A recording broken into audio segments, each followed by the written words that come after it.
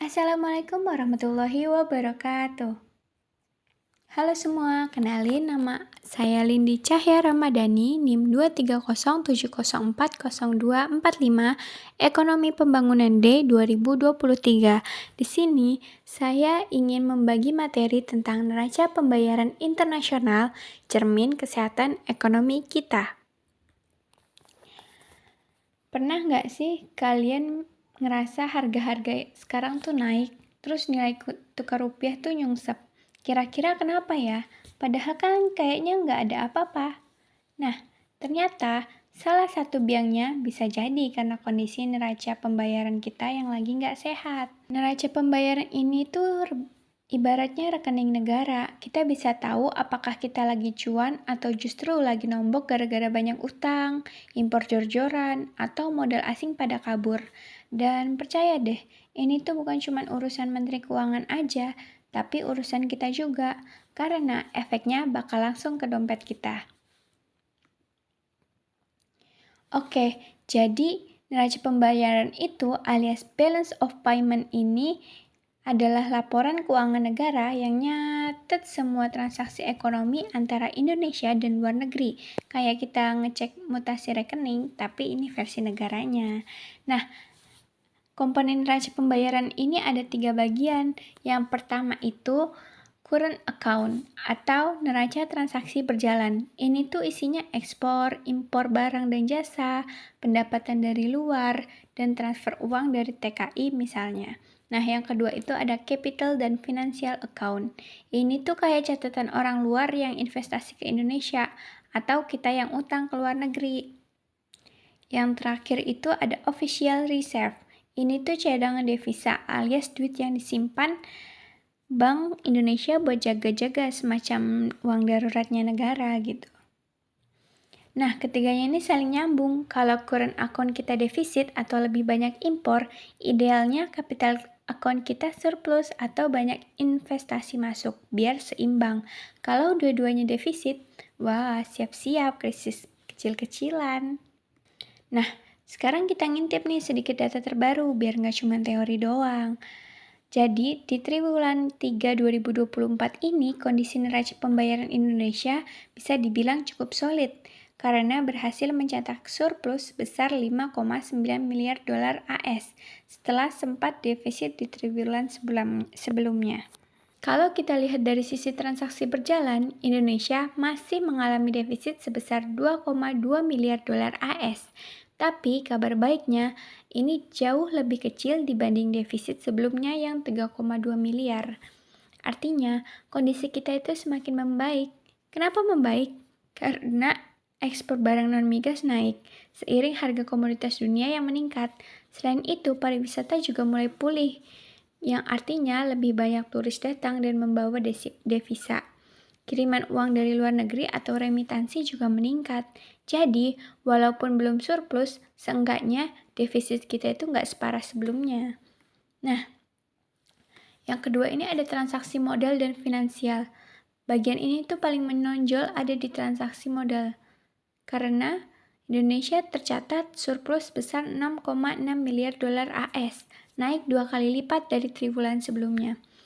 Ini tuh terjadi karena investasi asing langsung atau FDI makin deras terutama sektor strategis seperti industri pengolahan, jasa kesehatan, dan transportasi. Selain itu, investor asing juga banyak masuk lewat instrumen portofolio seperti saham dan obligasi karena mereka melihat prospek ekonomi Indonesia yang makin positif. Kenapa sih ini semua saling terikat? Kita tahu kalau neraca pembayaran itu tuh ibarat timbangan. Kalau satu sisi yaitu transaksi berjalan lagi defisit, harus ditutup oleh sisi lainnya, yaitu transaksi modal dan finansial. Dan itu yang terjadi sekarang. Karena arus investasi masuk sangat besar, kita nggak cuma nutup defisit, tapi bahkan bisa surplus secara keseluruhan. Ini bikin kondisi keuangan kita dengan dunia luar jauh lebih sehat dan stabil. Jadi guys, bayangin neraca pembayaran ini kayak timbangan keuangan negara. Kalau seimbang, itu artinya kita lagi stabil. Uang masuk dari ekspor, investasi asing, dan remitansi sebanding sama uang yang keluar buat impor, utang, dan sebagainya. Dampaknya apa? Ya rupiah jadi kuat, harga barang lebih terkendali, dan investor asing tuh jadi percaya buat tanam modal di Indonesia. Negara kita ini kelihatan sehat secara ekonomi. Tapi kalau neraca ini terus-terusan defisit alias timpang, itu kayak kondisi kita lebih banyak jajan daripada penghasilan, uang keluar terus, sementara yang masuk itu seret. Akibatnya apa? Rupiah bisa lemah karena permintaan dolar naik, harga-harga naik alias inflasi. Dan lebih parahnya lagi, negara bisa kepepet harus cari pinjaman luar negeri buat nutup kekurangan. Ini tuh bisa bikin Indonesia terlihat kurang stabil tahu di mata investor. Makanya, jaga keseimbangan BOP itu penting banget. Bukan cuma neraca negara, tapi juga buat kehidupan kita sehari-hari. Karena ujung-ujungnya yang rasain efeknya kan kita juga. Di harga bensin, bahan pokok, bahkan kesempatan kerja. Jadi teman-teman, neraca pembayaran itu tuh bukan sekedar angka di Excel aja. Dia itu cerminan ekonomi kita. Kalau seimbang berarti kita jago ngatur duitnya. Tapi kalau defisit terus, kita kayak orang yang gaji gede tapi boros. Akhirnya utangnya jadi numpuk. Neraca pembayaran atau BOP itu kayak hasil lab darahnya ekonomi. Dari sini kita bisa tahu apakah ekonomi kita itu lagi sehat, stabil, atau justru dalam tekanan. BOP itu bukan cuma laporan teknis, tapi bisa jadi sinyal untuk mengukur kekuatan rupiah, kepercayaan investor, sampai daya tahan kita terhadap guncangan global. Nah, rekomendasi kebijakan dan aksi yang menurutku cocok ya. Yang pertama itu, dorong ekspor, kurangi impor konsumtif. Kita harus fokus memperkuat ekspor, terutama yang punya nilai tambah tinggi. Jangan cuma ekspor bahan mentah, tapi kembangkan industri hilirnya juga. Misal, bukan cuma jual nikel mentah, tapi olah jadi baterai EV. Di sisi lain, kita juga perlu menahan laju impor barang konsumtif, kayak barang mewah yang sebenarnya nggak terlalu mendesak. Ini tuh penting biar uang nggak keluar terus dari negeri sendiri. Dampaknya, ya transaksi berjalan membaik, defisit bakal menurun. Yang kedua, tingkatan daya saing produk lokal.